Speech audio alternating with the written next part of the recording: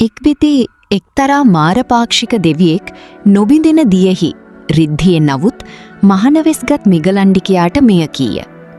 සත්පුරුෂය ඊතා මැනවි. සත්පුරුෂය තට ලාභයහ. සත්පුරුෂය තා විසින් ලද්දේ මනා මිනිසත් බවක. යම් හේයකින් තෝ සසරින් එතර නොවුවන් එතර කළහිද.